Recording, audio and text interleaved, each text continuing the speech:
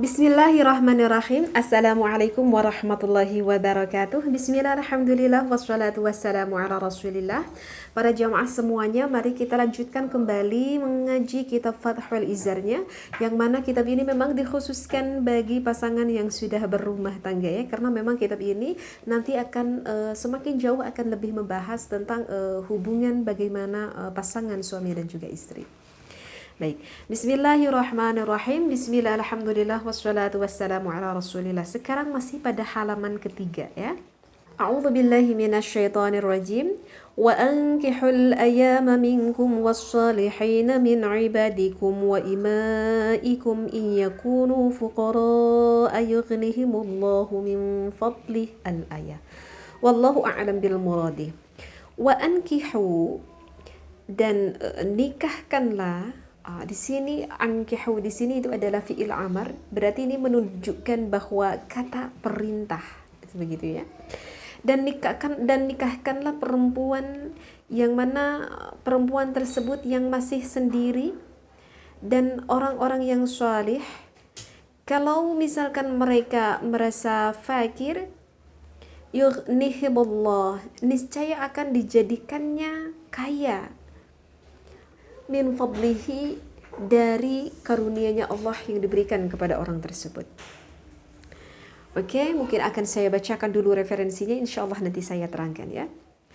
Wa min ighnaihi, termasuk sebagian contoh Allah menjadikan kaya lahum, terhadap pasangan yang sudah melakukan menikah, anna rajula, bahwa sesungguhnya seorang laki-laki, qabla dukhulihi fi qidin nikahi lahu yadani, sebelum dia menikah dia hanya mempunyai misalkan dua tangan saja, warijlani, misalkan punya dua kaki saja, wa inani, dan hanya mempunyai dua mata saja, wa ghairiha, dan juga lain-lainnya, minal jawarihi bijadatiha faqat, dari anggota tubuhnya masing-masing hanya mempunyai satu pasang.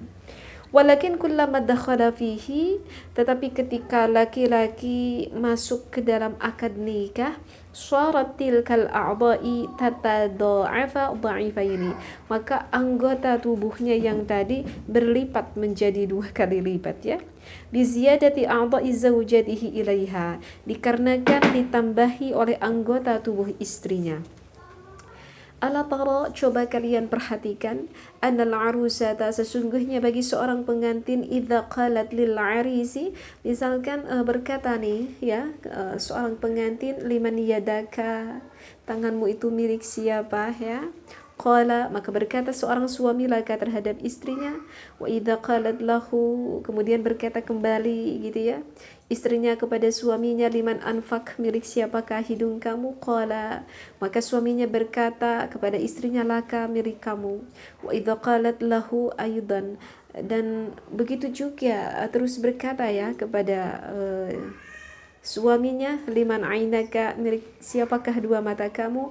Qala laha mujiban wa mu'nisan, maka menjawab dengan begitu manja ya, dan juga penuh rasa kecintaan gitu ya terhadap istrinya, laka wa hakadha, ini milik kamu dan ini seterusnya adalah milik kamu, seperti itu ya. Mungkin referensi yang saya bacakan ini segini dulu ya. Jadi wahai para jombloker di sana yang saat ini yang belum menikah, jangan kalian merasa takut untuk melakukan menikah dikarenakan rizki, ataupun Anda merasa berpikir bahwa aku adalah orang yang fakir, yang merasa begitu takut untuk tidak bisa menafkahi istri kamu ya. Jangan merasa takut untuk tidak menafkahi keluarga kamu ataupun istri kamu ya. Kita hanya diwajibkan oleh Allah untuk melakukan berikhtiar saja, mencari rezeki dengan halalan thayyiban dan juga mubarakan, maka untuk hasilnya kita serahkan saja kepada Allah Subhanahu wa taala. Karena di dalam referensi kitab Fathul Izar yang sudah saya sampaikan, bahwa ketika kita menikah, pada saat kita melakukan ijab qabul, kita langsung loh menjadi kaya. Kok bisa kita menjadi kaya? Iya, karena ketika kita awal ijab qabul, Awalnya kita hanya memiliki dua mata saja. Begitu di dalam kitab diterangkan ya. Kita awalnya hanya memiliki dua mata saja, kita hanya memiliki dua tangan saja, kita hanya memiliki dua kaki saja. Kemudian pada malam pertama istrinya berkatakan kepada suaminya, misalkan, Kang, milik siapakah dua mata kamu itu? Milik siapakah hidung kamu itu? Milik siapakah dua tanganmu itu? Ya, intinya milik siapakah tubuhmu itu? Maka suaminya berkata kepada istrinya, tentu milik kamu, karena sekarang aku sudah menjadi suami kamu. Itu adalah menunjukkan, menjadi kaya lah diri kita setelah melakukan ijab kabul. Awalnya kita hanya memiliki dua mata, sehingga setelah menikah kita punya empat mata. Sebelumnya kan kita hanya mempunyai dua tangan, setelah menikah kita mempunyai empat tangan. Seperti itu. Itu adalah menunjukkan ada suatu kekompakan, ada suatu kebersamaan di dalam kita berumah tangga.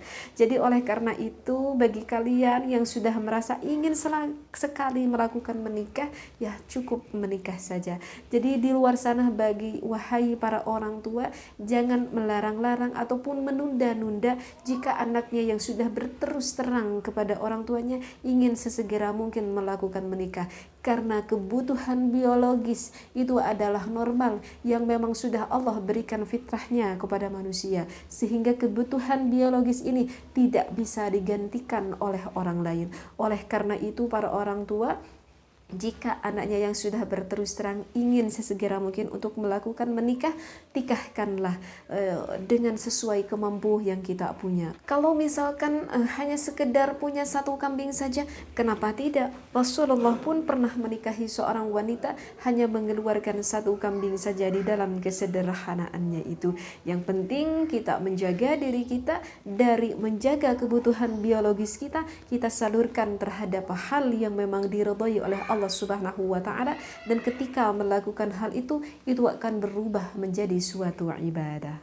Wallahu a'lam, wabillahi taufiq wal hidayah. Wassalamualaikum warahmatullahi wabarakatuh.